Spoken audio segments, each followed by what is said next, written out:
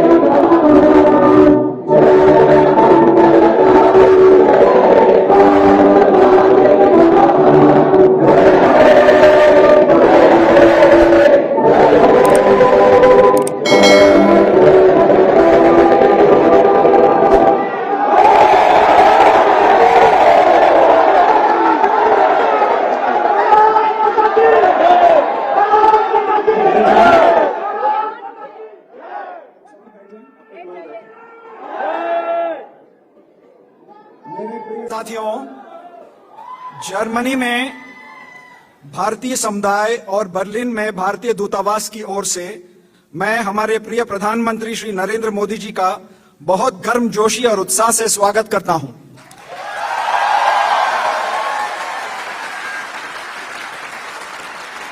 आज हमारे यहां एकत्रित होने का आनंद हमारे प्रधानमंत्री जी की उपस्थिति से कई गुना बढ़ गया है। हमें यह अवसर प्रदान करने के लिए हम प्रधानमंत्री जी के आभारी रहेंगे। प्रिय साथियों, जर्मनी में भारतीय समुदाय आज 2 लाख से अधिक है। आप लोगों के निरंतर प्रयास और परिश्रम से आज भारतीय समुदाय जर्मनी में अपनी एक खास पहचान बना रहा है। यहाँ पढ़ रहे हमारे 30,000 से अधिक भारतीय छात्र भारत जर्मनी संबंधों के उज्जवल भविष्य का प्रतीक है। मुझे विश्वास है कि भारतीय समुदाय ऐसे ही प्रगति करते हुए भारत जर्मनी संबंधों को और मजबूत करता रहेगा। जर्मनी में भारतीय समुदाय भले ही बाकी देशों की तुलना में संख्या में छोटा है, लेकिन आपके प्रति प्यार, आदर और आपके स्वागत करने के जोश में कोई कमी नहीं है। इन्हीं शब्दों के साथ मैं आपसे निवेदन करता हूं कि हमारे प्रिय प्रधानमंत्री श्री नरेंद्र मोदी जी का तालियों की गड़गड़ाहट से स्वागत करें।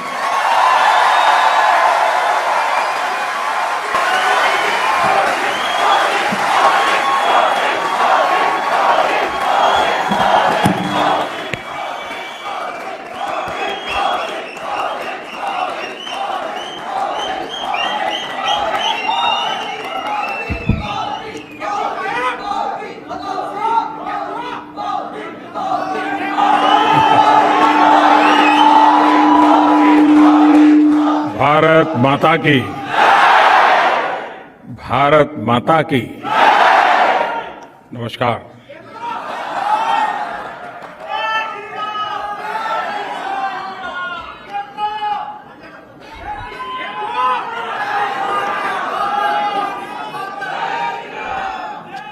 ये मेरा सौभाग्य है कि मुझे मां भारती के संतानों को आज जर्मनी में आकर के मिलने का अवसर मिला है।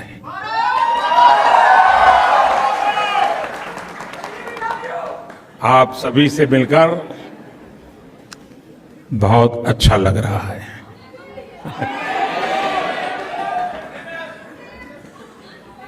आप में से बहुत से लोग जर्मनी के अलग अलग शहरों से आज यहां बर्लिन पहुंचे हैं। आज सुबह मैं बहुत हैरान था कि ठंडी का समय है, यहाँ भारत में गर्मी बहुत है इन दिनों, लेकिन कई छोटे छोटे बच्चे भी सुबह 4, साढ़े 4 बजे आ गए थे।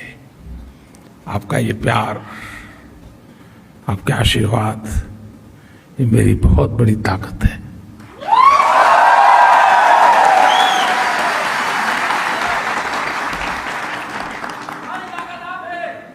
मैं जर्मनी पहले भी आया हूं, आप में से कई लोगों से पहले भी मिला हूं। आप में से कई लोग जब भारत आए हैं तब भी कभी कभी मिलने का मौका मिला है।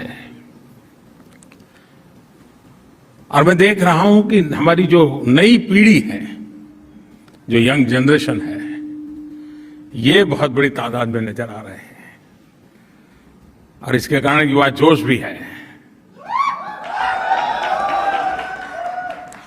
लेकिन आपने अपने व्यस्तपल समयों में से ये समय निकाला, यहां आए। मैं हृदय से आप सबका बहुत आभारी हूं। अभी हमारे राजदूत बता रहे थे कि यहां संख्या की दृष्टि से तो जर्मनी में भारतीयों की संख्या कम है, लेकिन आपके स्नेह में कोई कमी नहीं है, आपके जोश में कोई कमी नहीं है। और ये दृश्य आज जब हिंदुस्तान के लोग देखते हैं तो उनका भी मन गर्व से भर जाता है। दोस्तों,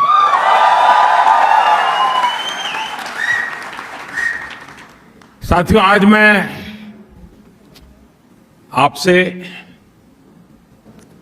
न मैं मेरी बात करने आया हूं, न मोदी सरकार की बात करने आया हूं, लेकिन आज मन करता है कि जी भर के आप लोगों को, करोड़ों करोड़ों हिंदुस्तानियों के सामर्थ्य की बात करूं, उनका गौरवगान करूं, उनके गीत गाऊं।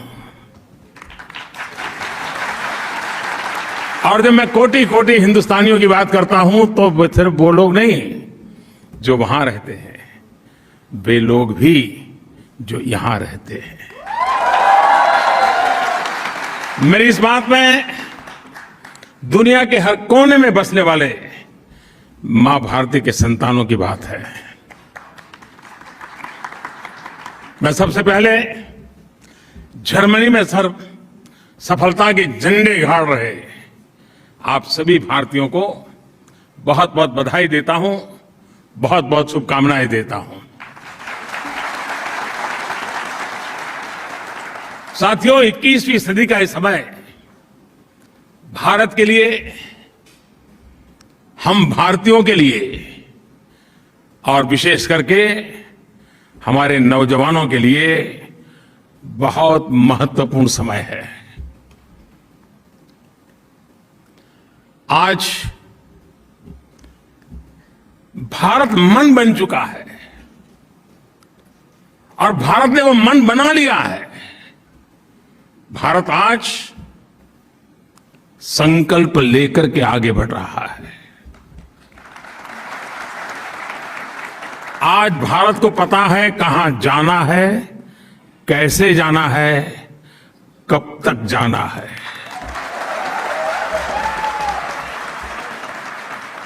और आप भी जानते हैं कि जब किसी देश का मन बन जाता है तो वो देश नए रास्तों पर भी चलता है और मनचाही मंजिलों को प्राप्त करके भी दिखाता है। आज का आकांक्षी भारत, एस्पिरेशनल इंडिया, आज का युवा भारत देश का तेज विकास चाहता है। वो जानता है कि इसके लिए राजनीतिक स्थिरता और प्रबल इच्छा शक्ति कितनी आवश्यक है, कितनी अनिवार्य है, वो आज का हिंदुस्तान भली भांति समझता है। और इसलिए भारत के लोगों ने 3 दशकों से चली आ रही राजनीतिक अस्थिरता के वातावरण को एक बटन दबा करके खत्म कर दिया।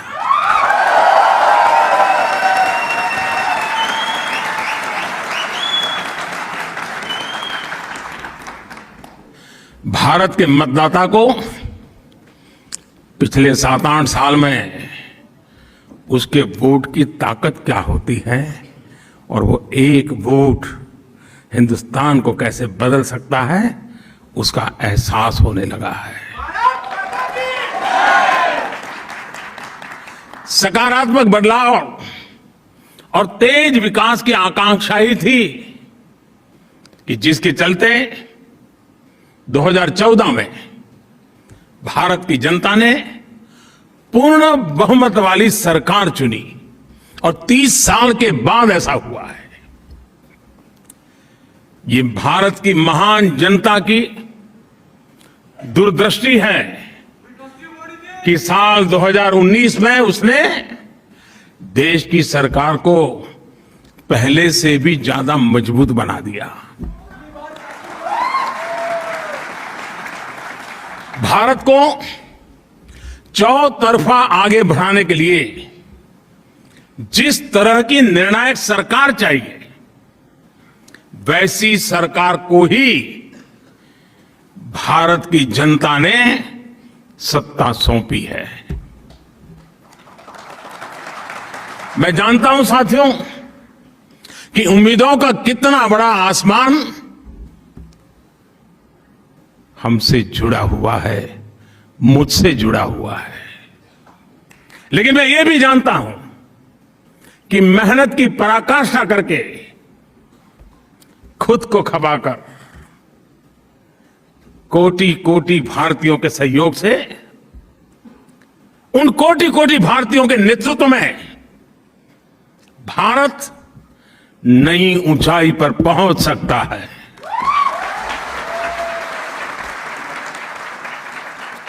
भारत अब समय नहीं गंवाएगा, भारत अब समय नहीं खोएगा। आज वक्त क्या है, इस वक्त का सामर्थ्य क्या है और इसी वक्त में पाना क्या है, वह हिंदुस्तान भली भांति जानता है। साथियों, इस साल हम अपनी आजादी का 75वां वर्ष मना रहे हैं। मैं देश का पहला प्रधानमंत्री ऐसा हूं जो आजाद हिंदुस्तान में पैदा हुआ हूं।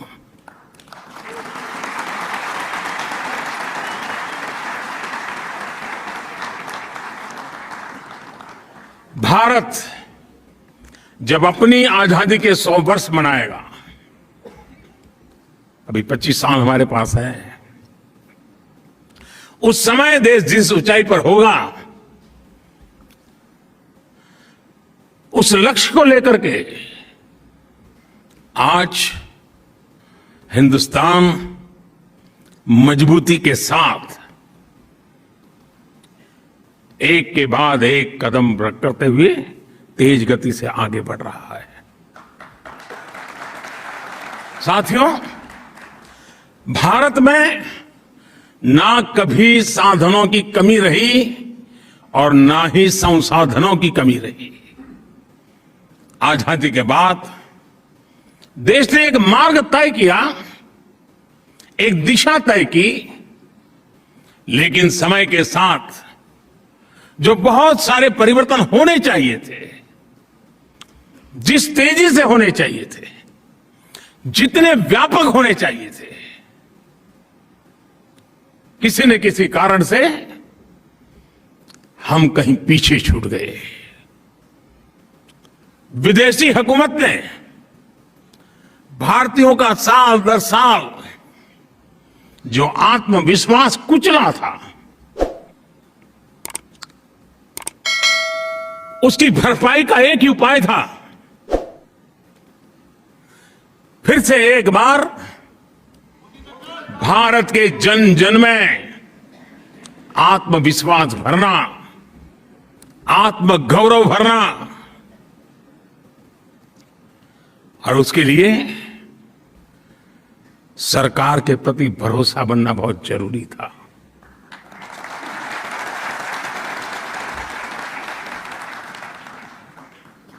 अंग्रेजों की परंपरा की बदौलत सरकार और जनता के बीच में एक भरोसे की बहुत बड़ी खाई थी। शक के बादल मंडरा रहे थे, क्योंकि अंग्रेजों की हुकूमत में जो देखा था उसमें उसके परिवर्तन नजर आए। उसके लिए जो गति चाहिए, उस गति का अभाव था, और इसलिए समय की मांग थी कि सामान्य मानवीय की जिंदगी में से सरकार कम होती चली जाए, सरकार हटती जाए। Minimum government, maximum governance.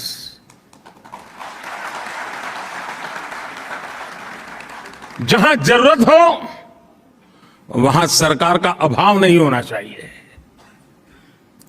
लेकिन जहां जरूरत न हो वहां सरकार का प्रभाव भी नहीं होना चाहिए।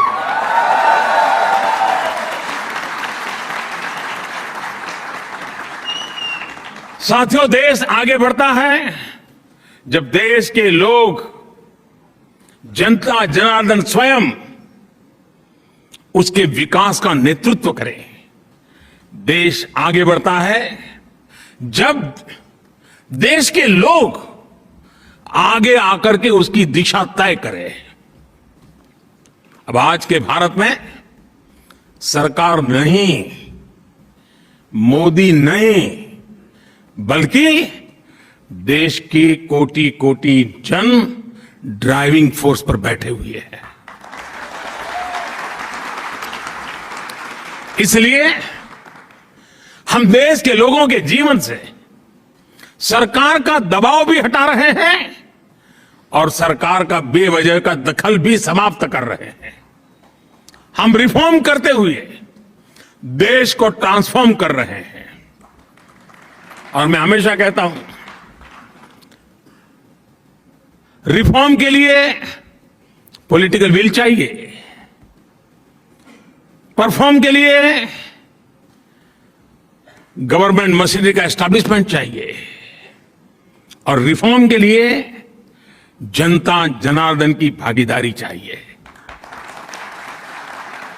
और तब जाकर के रिफॉर्म, परफॉर्म, ट्रांसफॉर्म की गाड़ी आगे बढ़ती है। आज Bharat ease of living, quality of life, ease of employment, quality of education, ease of mobility, quality of travel, ease of doing business, quality of services, quality of products, हर क्षेत्र में तेजी से काम कर रहा है, नए आयाम स्थापित कर रहा है। वही देश है जो आप जिसे छोड़ करके आए थे यहां, देश वही है।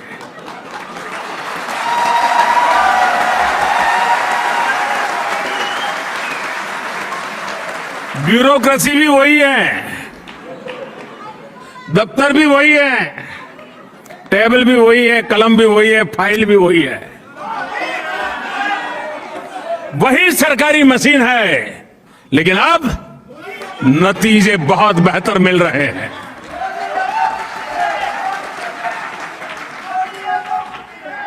साथियों, 2014 से पहले जब भी मैं आप जैसे साथियों से बात कर रहा था तो एक बहुत बड़ी शिकायत,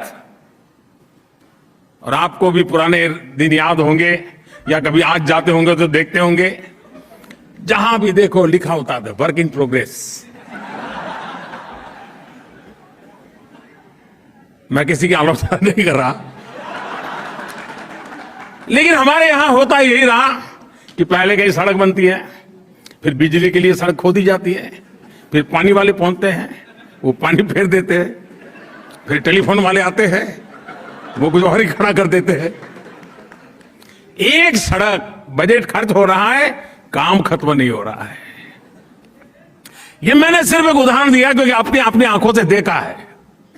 और इसलिए होता है कि सरकारी विभागों का एक दूसरे के साथ न तो संवाद होता है और न ही जानकारियों का कोई तालमेल। सब अपनी अपनी दुनिया बनाकर उसमें बैठे हुए हैं। हर एक के पास रिपोर्ट कार्ड है कि मैंने इतनी सड़क बना दी, कोई कहे मैंने इतने तार डाल दिए, कोई कहे मैंने इतनी पाइप डाल दी, लेकिन परिणाम वर्क इन प्रोग्रेस।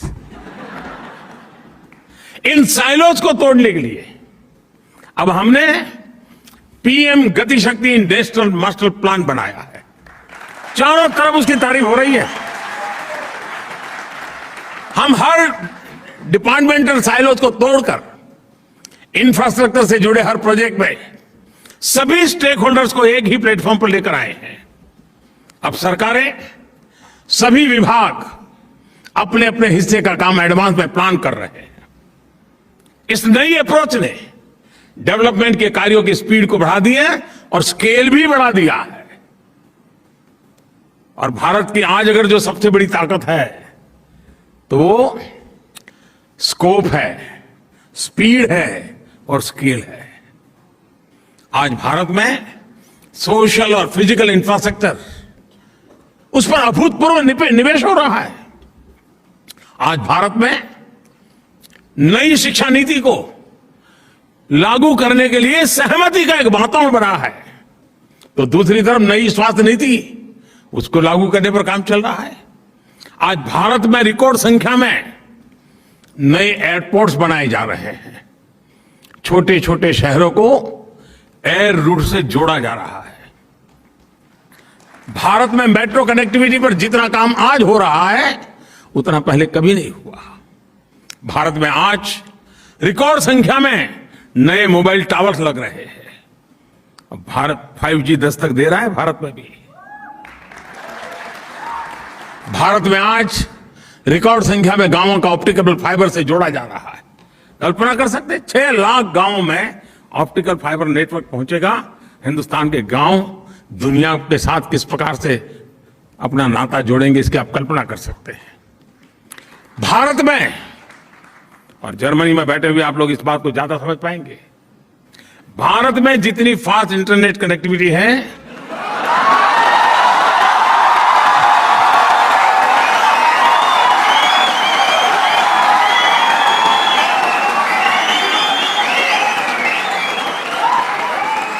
और इतना ही नहीं, तालियां तो अब बजने वाली है। तालियां इस बात पर बजने वाली है कि जितना सस्ता डेटा है वो बहुत से देशों के लिए अकल्पनीय है।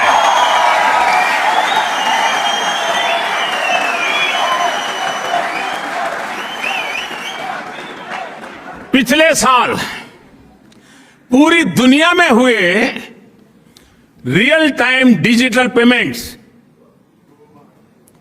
कान खोल दो, रियल टाइम डिजिटल पेमेंट में से मैं पूरी दुनिया की बात कर रहा हूं। अब भारत छोटा नहीं सोचता है।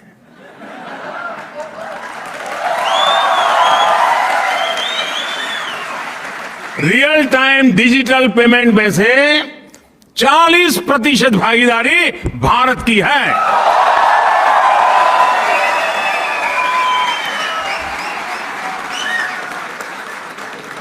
साथियों, मैं एक और बात आपको बता दूं, जिसे जानकर पता नहीं आप बैठे रहेंगे कि नहीं बैठे रहेंगे, लेकिन आपको जरूर अच्छा लगेगा। भारत में अब ट्रैवल करते समय, कहीं आते जाते समय जेब में कैश लेकर चलने की मजबूरी करीब करीब खत्म हो चुकी है।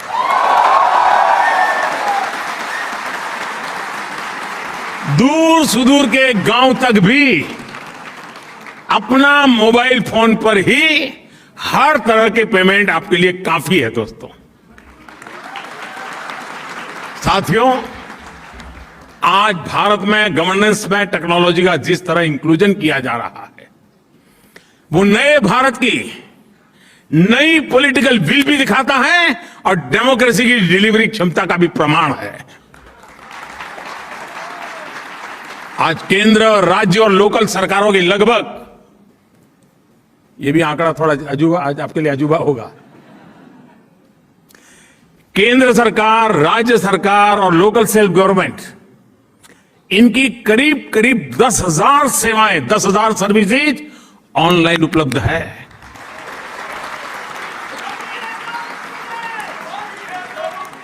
सरकारी मदद हो, स्कॉलरशिप हो, किसान को फसल की कीमत हो, सब कुछ अब डायरेक्ट बैंक अकाउंट में ट्रांसफर होते हैं। अब किसी प्रधानमंत्री को ये कहना नहीं पड़ेगा कि मैं दिल्ली से 1 रुपया भेजता हूं और 15 पैसा पहुंचते हैं।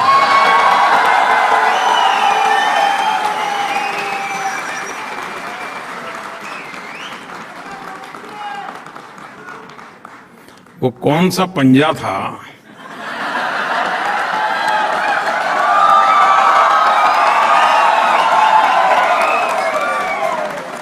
जो 85 पैसा घिस लेता था।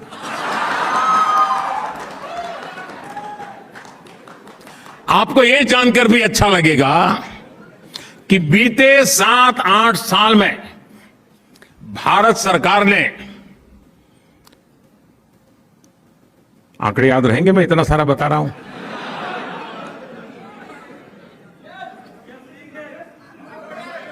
डरो मत,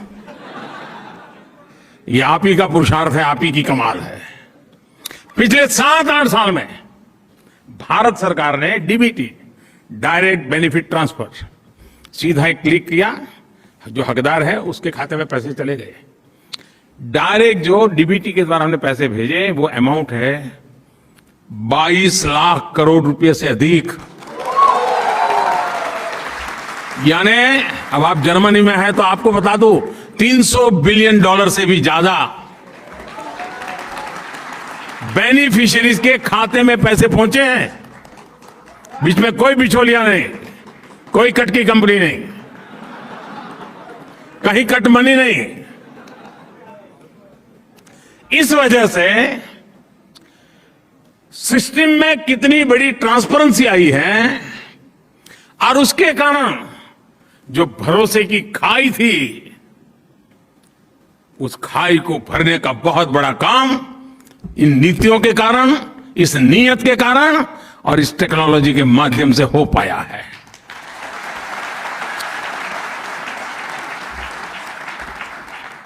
साथियों, ऐसे टूल्स जब हाथ में आते हैं, जब नागरिक एम्पावर होता है, तो बहुत स्वाभाविक है वो आत्मविश्वास से भर जाता है। वो खुद संकल्प लेना शुरू करता है और वो स्वयं संकल्प को सिद्धि में परिवर्तित करने के लिए परिश्रम की पराकाष्ठा करके देखता है और तब जाकर के देश दोस्तों आगे बढ़ता है। और इसलिए दोस्तों, नया भारत आप सिर्फ सिक्योर फ्यूचर की नहीं सोचता, बल्कि भारत रिस्क लेता है, इनोवेट करता है, इंक्यूबेट करता है।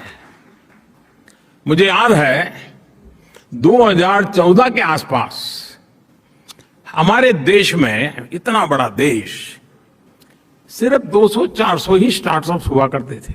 कितने? जरा याद रख के बोलो ना यार। हाँ, और आज 8 साल पहले 200, 300 या 400 स्टार्टअप्स, आज 68,000 से भी ज्यादा स्टार्टअप्स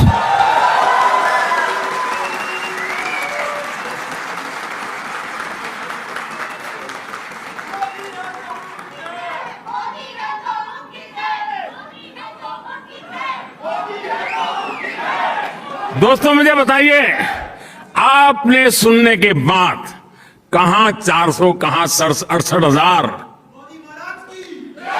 200-400 से 68,000, आपका सीना गर्व से भर गया कि नहीं भर गया? आपका माथा ऊंचा हुआ कि नहीं हुआ? और साथियों, इतना ही नहीं, सिर्फ स्टार्टअप्स की संख्या एक बात है, आज दुनिया के सारे पैरामीटर्स कह रहे हैं कि इसमें दर्जनों स्टार्टअप्स यूनिकॉर्न बन चुके हैं। और अब मामला यूनिकॉर्न पे अटका नहीं है दोस्तों। आज मैं गर्व से कहता हूं कि मेरे देश में बहुत सारे यूनिकॉर्न्स देखते ही देखते डेकाकॉर्न भी बन रहे हैं, यानी $10 बिलियन का लेवल भी पार कर रहे हैं। मुझे याद है, मैं जब गुजरात में सीएम वाली नौकरी करता था और किसी भी हमारे साथी बाबू को पूछता है बच्चे क्या करते हैं, तो बोले आईएएस की तैयारी करता है, ज्यादातर यही कहते थे। आज भारत सरकार में बाबुओं से पूछता हूं भाई क्या करते हैं बेटे, बेटी क्या कर रही है, बोले साहब वो तो स्टार्टअप में लग गए। ये परिवर्तन छोटा नहीं है दोस्तों।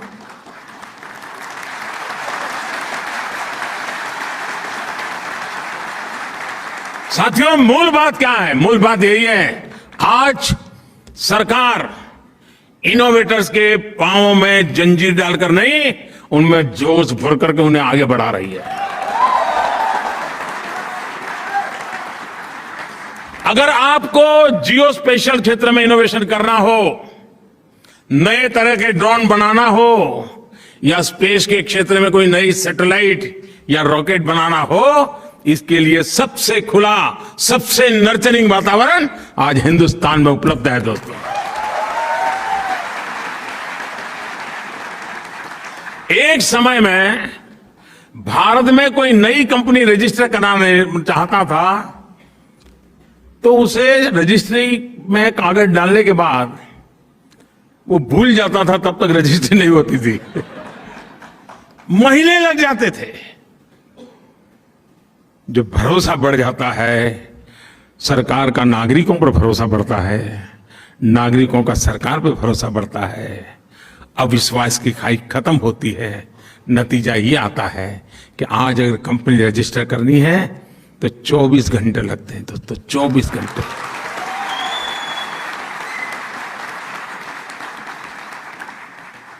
बीते कुछ वर्षों में सरकार की एक आदत थी, एक चेंबर हो ऑफिस का, 6 टेबल हो, नंबर 1 ने जनवरी में आपसे कुछ चीजें मांगी, नंबर 2 के टेबल वाला फरवरी में फिर वही मांगेगा, फिर नंबर 5 वाला टेबल फरवरी एंड में कहेगा यार वो कागज लाओ जरा, मुझे जरूरत है। यानी नागरिकों को लगातार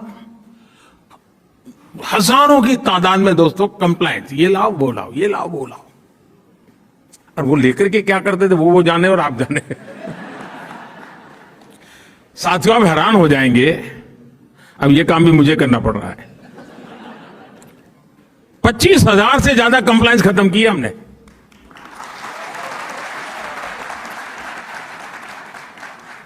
इतना ही नहीं, मैं 2013 में चुनाव के लिए तैयारी कर रहा था, क्योंकि मेरी पार्टी ने घोषित कर दिया था कि इसको प्रधानमंत्री बनाने वाले हैं। तो मैं जाता गया ऐसे भाषण करता था लोगों से। तो एक दिन दिल्ली में सब व्यापारियों ने मुझे बुलाया, तो व्यापारी का बड़ा सम्मेलन था, और उसमें जो मेरे आगे सज्जन बोल रहे थे वो कह रहे थे देखिए वो कानून बना है, वो कानून बना है, ये कानून बना है, इसका कानून बना, सारा ढेर सारे कानून बता रहे थे वो। अब चुनाव के समय तो सब लोग यही कहते हैं ठीक है मैं कर लूंगा, लेकिन दोस्तों मैं जरा दूसरी मिट्टी का इंसान हूं।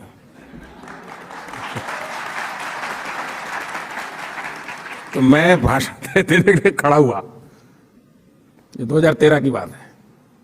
मैं भाषण देने के लिए खड़ा हुआ, मैंने कहा भाई आप लोग कानून बनाने की बात करते हैं, मैं तो मेरा तो इरादा ही अलग है। मुझे पता नहीं, मैं आपको बताऊंगा वोट दोगे कि नहीं दोगे, मेरी तो छुट्टी कर दोगे आप लोग। मैंने कहा मैं आपको वादा करता हूं मैं हर दिन एक कानून खत्म करूंगा आकर के।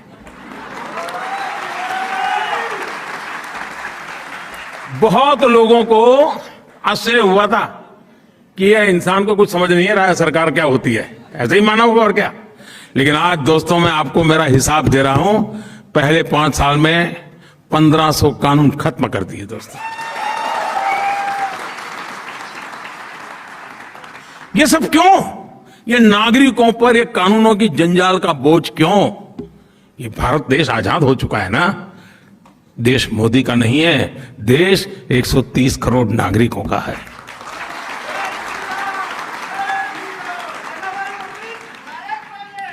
अब देखिए देश में पहले तो हमारा देश की विशेषता देखिए साहब, देश एक संविधान 2 थे।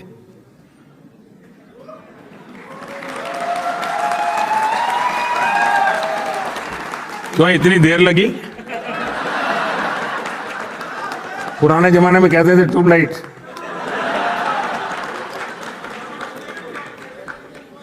मालूम है ना 2 संविधान थे। 7 दशक हो गए दोस्तों, 7 दशक हो गए एक देश एक संविधान लागू करते करते। अब लागू हुआ दोस्तों।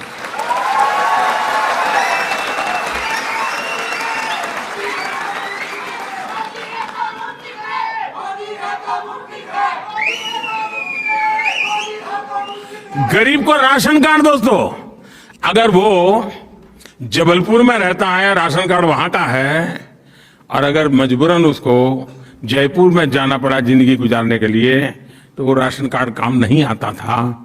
देश एक ही था, लेकिन राशन कार्ड अलग थे। आज 1 नेशन 1 राशन कार्ड हो गया। पहले कोई देश में इन्वेस्टमेंट करने आता था, गुजरात में जाता था तो एक टैक्सेशन, महाराष्ट्र जाता था दूसरा टैक्सेशन, बंगाल में जाता था तीसरा टैक्सेशन। अगर उसकी 3-4 कंपनियां, एक कंपनी गुजरात में, दूसरी कंपनी महाराष्ट्र में, तीसरी बंगाल, तो तीनों जगह पे अलग अलग चार्टर्ड अकाउंटेंट को अलग अलग कानूनों से कारोबार चलता था। दोस्तों आज टैक्स व्यवस्था एक जैसी लागू हो गई कि नहीं हो गई? और हमारी वित्त मंत्री यहां बैठी है, निर्मला जी।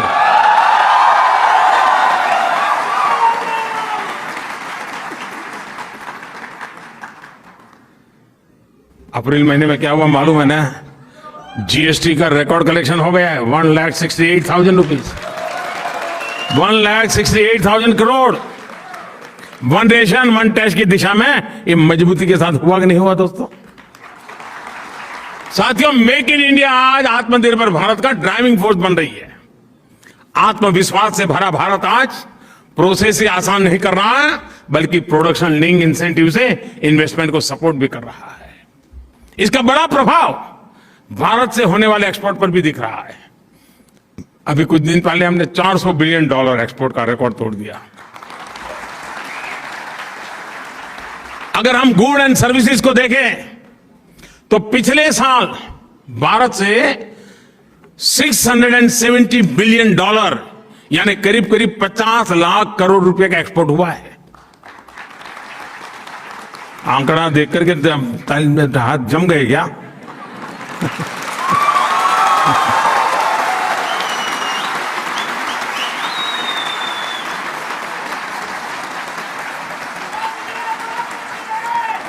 भारत के अनेक नए जिले नए नए देशों में नए नए डेस्टिनेशन पर एक्सपोर्ट के लिए अपना दायरा बढ़ा रहे हैं और तेजी से एक्सपोर्ट हो रहा है। और उसका एक मजा भी है जो आज देश में बन रहा है ना, जीरो डिफेक्ट जीरो इफेक्ट के मंत्र से लेकर के चल रहा है कि प्रोडक्शन की क्वालिटी में डिफेक्ट नहीं है और प्रोडक्शन में एनवायरमेंट पर कोई इफेक्ट नहीं है। साथियों, 21वीं सदी के तीसरे दशक की सबसे बड़ी सच्चाई यह है कि आज इंडिया इज गोइंग ग्लोबल।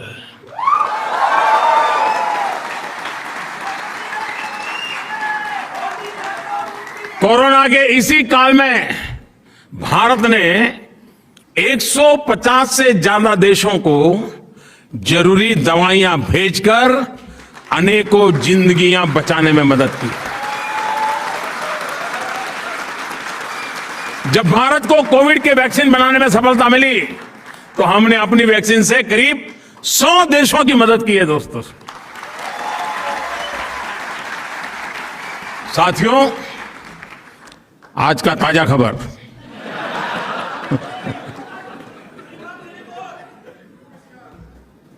रुकावट के लिए खेद है। आज विश्व में गेहूं की कमी का सामना दुनिया कर रही है। फूड सिक्योरिटी के लेकर के दुनिया में बड़े बड़े देश चिंतित है। उस समय हिंदुस्तान का किसान दुनिया का पेट भरने के लिए आगे आ रहा है।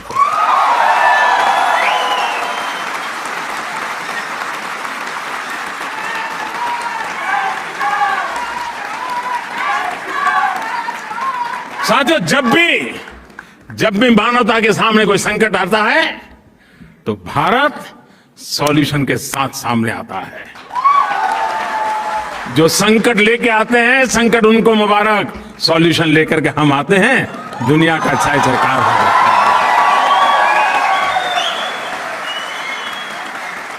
है। यही दोस्तों, यही नया भारत है यही नए भारत की ताकत है।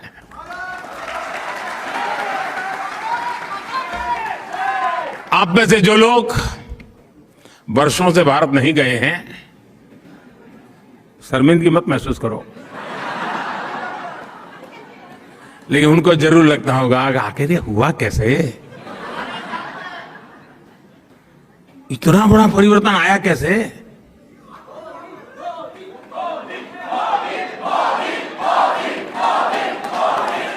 जी नहीं साथियों, आपका आंसर गलत है। मोदी ने कुछ नहीं किया है, 130 करोड़ देशवासियों ने किया है। साथियों, ग्लोबल होते भारत में आपका योगदान भी बहुत होने वाला है, अहम होने वाला है। आज भारत में लोकल के प्रति जो क्रेज पैदा हुआ है वो वैसा ही है जब आजादी के आंदोलन के समय स्वदेशी वस्तुओं के लिए पैदा हुआ था। अरसे तक हमने देखा कि लोग ये बताया करते थे कि ये चीज हमने उस देश से खरीदी है, ये चीज उस देश की है, लेकिन आज भारत के लोगों में अपने स्थानीय उत्पादों को लेकर के गर्व की नई अनुभूति आई है। आपको भी पता होगा, आज से 20 साल 10 साल पहले जब आप घर चिट्ठी लिखते थे कि मैं फलानी तारीख को आ रहा हूं, तो फिर घर से चिट्ठी आती थी, आते समय ये ले आना। आज जब जाते हो तो घर से चिट्ठी आती है कि यहां सब मिलता है, मत लाना।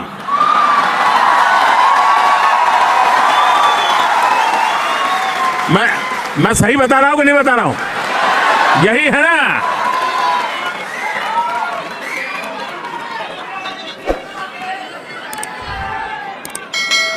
दोस्तों, यही ताकत है,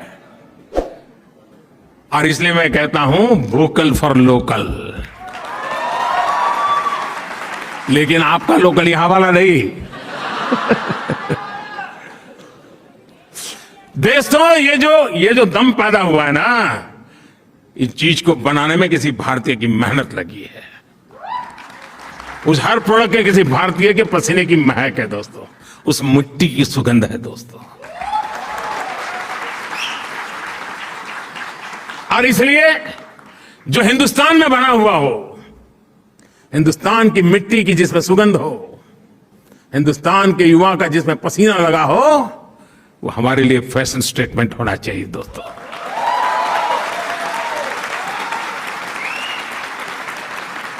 आप देखिए, एक बार ये फीलिंग अनुभव करेंगे ना, तो वाइब्रेशन अगल बगल में पहुंचते देर नहीं लगे लोगों।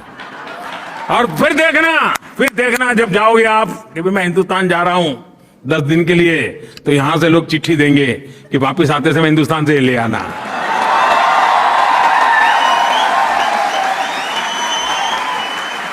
ऐसा होना चाहिए कि नहीं होना चाहिए? ये काम आपको करना चाहिए कि नहीं करना चाहिए? देशियों में एक शानदार उदाहरण बताता हूं आपको,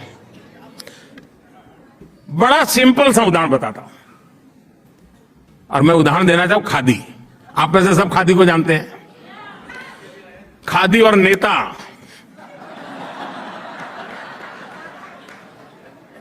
चोली दामन का नाता था। नेता और खादी अलग नहीं होते थे। खादी आते ही नेता दिखता था, नेता दिखते ही खादी दिखती थी। जिस खादी को महात्मा गांधी ने जिया, जिस खादी ने भारत में आजादी के आंदोलन को ताकत दी, लेकिन दुर्भाग्य से आजादी के बाद उस खादी का भी वही हाल हुआ जो आजादी के दीवानों के सपनों का हुआ था। क्या देश का दायित्व नहीं था? जिस खादी से गरीब मां को रोजी मिलती है, जिस खादी से विधवा मां को अपने बच्चों को बड़ा बनाने के लिए सहारा मिलता था, लेकिन धीरे धीरे धीरे उसको उसके नसीब पर छोड़ दिया गया, और एक प्रकार से वो मृत्यु के कगार पर आके खड़ा था। मैं मुख्यमंत्री बना तो मैंने बीड़ा उठाया। मैंने कहा, भाई आप बड़े गर्व से कहते हैं घर में किसी को कि मेरे पास ये फैब्रिक है, ये फैब्रिक है, ये फैब्रिक है, यहाँ की साड़ी है, यहाँ की साड़ी है, यहाँ का कुर्ता है, कहते हैं ना? हाँ बोलो तो सही सर। अरे सच बोलने में क्या जाता है यार। तो मैं कहता था यार एक आध खादी भी तो रख लो, मेरे पास ये फैब्रिक है, खादी भी रख लो। साथियों बात बहुत छोटी थी, लेकिन मैं आज देश के सामने सर झुकाता हूं। मेरे देश ने इस बात को भी गले लगाया और आपको जानकर के आज आनंद होगा, आजादी के 75 साल के बाद पहली बार जब देश आजादी का अमृत महोत्सव मना रहा है, इस वर्ष खादी का कारोबार 1 लाख करोड़ रुपयों को पार कर गया, पहली बार हुआ। कितने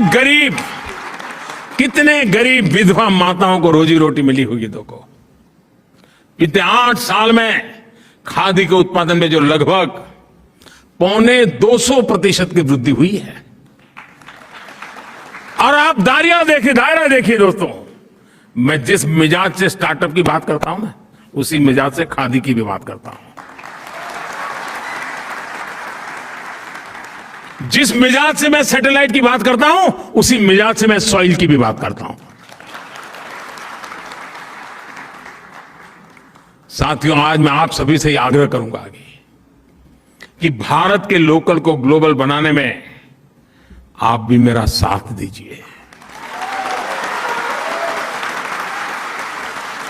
यहां के लोगों को भारत के लोकल की विविधता, भारत के लोकल की ताकत, भारत के लोकल की खूबसूरती से परिचित आप बहुत आसानी से करवा सकती है। सोचिए दुनिया में इतना बड़ा इंडियन डायस्पोरा, हर देश में फैला इंडियन डायस्पोरा, और इंडियन डायस्पोरा की विशेषता यह है जैसे दूध में शक्कर मिल जाती है ना, वैसा ही मिल जाता है ये। और पता ही नहीं चलता, वैल्यू एडिशन कर देता है, दूध को मीठा बना देता है। जिसके पास ये सामर्थ्य है वो आसानी से हिंदुस्तान के लोकल को अपने प्रयासों से जर्मनी की धरती पर ग्लोबल बना सकता है। करोगे? कैसी आवाज दब गई? करोगे? कहने में क्या जाता है, मोदी जी कहां भी दोबारा आए। दोस्तों मैं आप पे भरोसा करता हूं, आप करेंगे, मुझे विश्वास है। दोस्तों मैं आपको एक और बात याद दिलाना चाहता हूं। हमारा योग हो, हमारा आयुर्वेद हो, हमारी ट्रेडिशनल मेडिसिन के प्रोडक्ट्स हो, आप कल्पना नहीं कर सकते इसका आज इतना पोटेंशियल है। आप हिंदुस्तान से हैं ऐसा कहते ही सामने वाला आपको पूछता होगा योग जानते हो? पूछता है कि नहीं पूछता है? और आप कुछ भी नहीं जानते, सिर्फ नाक पकड़ना बता दोगे तो भी मानेगा हाँ यार ये मास्टर है।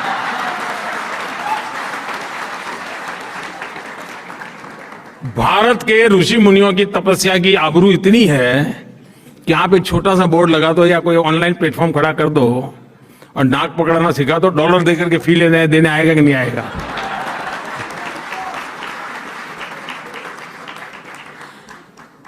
क्या ब्रांड वैल्यू बनाई हुई अपने ऋषियों ने साहब। हजारों वर्ष पहले ऋषि मुनियों ने जो तप करके छोड़ दिया रास्ता, आज दुनिया गला लगा रही है। लेकिन क्या आप उसके साथ जुड़े हैं? क्या मैं आपसे आग्रह करूंगा, 21 जून को इंटरनेशनल योगा डे है, बहुत दूर नहीं है। अभी से टोलियां बना करके चारों तरफ छा जाइए दोस्तों, हर किसी को नाक पकड़ना सिखा दो दोस्तों।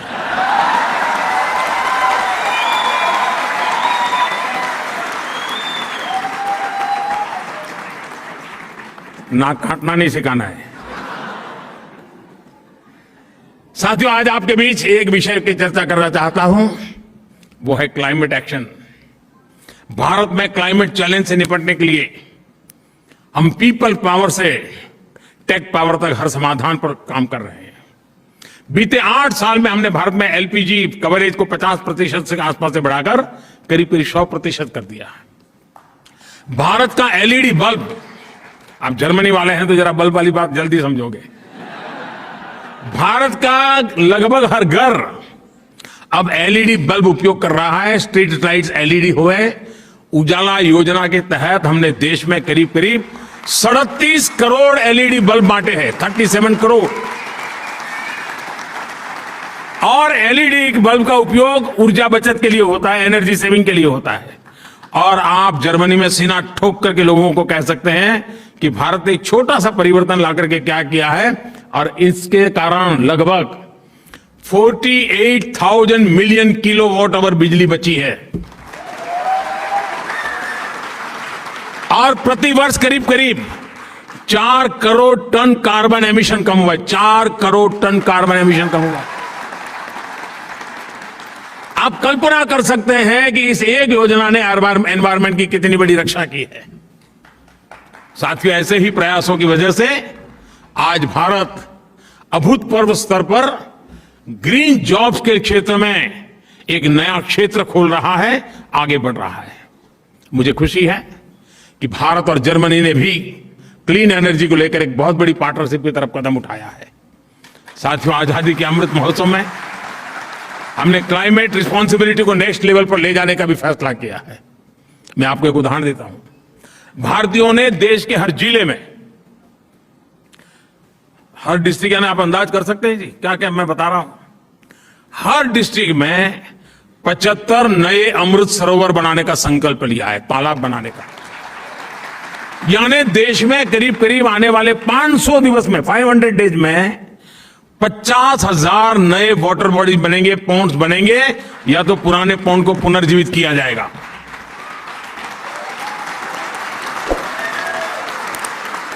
जल ये जीवन है, जल है तो कल है। नारे तो बहुत अच्छे लगते हैं, लेकिन जल के लिए भी तो पसीना बहाना पड़ता है। दोस्तों, क्या आप इस अभियान से जुड़ सकते हैं? आप जिस गांव से आए हैं उस गांव में एक तालाब बने, उस तालाब बनाने में आपका भी सहयोग हो, आप भी उनको प्रेरित करें। और आजादी के अमृत महोत्सव में अमृत सरोवर बनाने में दुनिया में फैले हुए हर हिंदुस्तानी का योगदान था। आप कल्पना कर सकते हैं आपको कितना आनंद होगा। साथियों, भारत की बेहतरीन समझ रखने वाले मशहूर जर्मन विद्वान मैक्स मूलर ने इंडो यूरोपियन वर्ल्ड के शायद फ्यूचर की बात की थी। आप में से सब लोग यहां दिन में 10 बार उसका उल्लेख करते होंगे। 21वीं सदी में उनको जमीन पर उतारने का ये बेहतरीन समय है। भारत और यूरोप की मजबूत साझेदारी दुनिया में पीस और प्रॉस्पेरिटी सुनिश्चित कर सकती है। ये साझेदारी निरंतर बढ़ती रहे। आप भी इसी उत्साह और उमंग के साथ मानव कल्याण के लिए, भारत के कल्याण में कुछ न कुछ योगदान देते रहे, क्योंकि हम तो वसुधैव कुटुंबकम वाले लोग हैं। साथियों, आप जहां हो बहुत आगे बढ़ो, फलो फूलो, आपके सारे सपने पूरे हो, ये मेरी आपके लिए बहुत बहुत शुभकामनाएं हैं। और 130 करोड़ देशवासियों की शुभकामनाएं आपके साथ हैं। आप खुश रहें, स्वस्थ रहें। बहुत बहुत धन्यवाद।